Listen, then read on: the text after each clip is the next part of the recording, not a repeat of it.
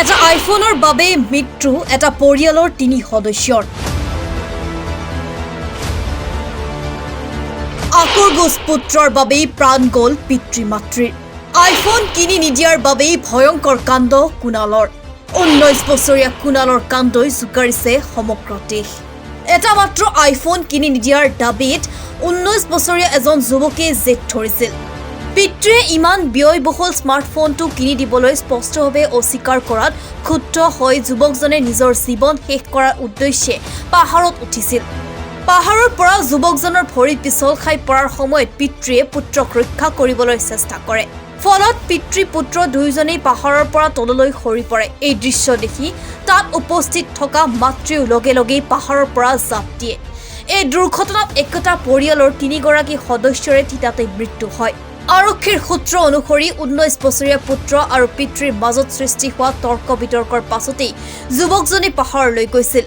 ঘটনাৰ খবৰ পাই আৰক্ষী আৰু অগ্নি নিৰ্বাপক বাহিনীৰ দল ঘটনাস্থলীত উপস্থিত হৈ প্ৰায় 3 ঘণ্টা ধৰি যুৱকজনক বুজাই বঢ়াই সুৰক্ষিতভাৱে নমাই আনিবলৈ চেষ্টা চলায়। সুৰক্ষাৰ বাবে পাহাৰৰ তলত জাল দিয়া হৈছিল যদিও যুৱকজনে বাৰে বাৰে নিজৰ স্থান সলনি কৰি থকাৰ বাবে উদ্ধাৰ অভিযান কঠিন হৈ পৰিছিল।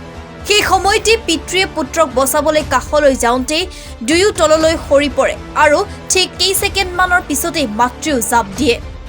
এই ঘটনাত মুৰলীধৰ চান্দাগুৰিত তেওঁৰ পত্নী সংগীতা আৰু তেওঁলোকৰ 19 বছৰীয়া পুত্ৰ কুণালৰ কৰুণ মৃত্যু ঘটে। তথ্য অনুসৰি 19 বছৰীয়া কুণালে তেওঁৰ পিতৃৰ ওচৰত আইফোন কিনি দিয়াৰ বাবে জেদ ধৰিছিল, কিন্তু পিতৃয়ে ইমান দামী ফোন এটা কিনি দিবলৈ অস্বীকাৰ কৰাত দুয়োৰে মাজত প্ৰচণ্ড কাজিয়াৰ সৃষ্টি হয়।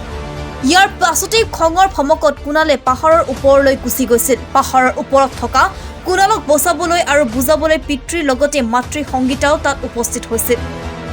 মাতৃ পুত্ৰক বুজাবলৈ চেষ্টা কৰি নিজৰ ডিঙিৰ মংগল সূত্ৰডাল খুলি দলিয়াই দি কৈছিল যে তোমাৰ কাজিয়া দেউতাৰ লগতহে হৈছে, ময়ো তেওঁৰ লগত নাথাকো, তুমি এনেকুৱা একো নকৰিবা, আমি দুয়ো বেলেগে থাকিম। কিন্তু পুত্ৰ কুণালে মাতৃৰ কাকতি মিনতি অথবা মংগল সূত্ৰৰ মান একোৱেই নাৰাখিলে, যাৰ ফলত এটা আইফোনৰ বাবেই চকুৰ পলকত এটা হাঁহি ধেমালিৰে ভৰা পৰিয়াল নিমিষতে ধ্বংস হৈ গ'ল। মহাৰাষ্ট্ৰৰ ছত্ৰপতি সম্ভাজী নগৰত সংঘটিত হোৱা এই ভয়ংকৰ ঘটনাই জোকাৰিছে এতিয়া সমগ্ৰ দেশ। বৰ্তমান যুৱ প্ৰজন্মৰ মোবাইল ফোনৰ প্ৰতি বৃদ্ধি পোৱা এই আসক্তিক লৈও এতিয়া ভিন্ন প্ৰশ্ন উত্থাপন কৰিছে সচেতন মহলে। নিউজ ডেস্ক ৰিপৰ্ট, লেংডন বাতৰি।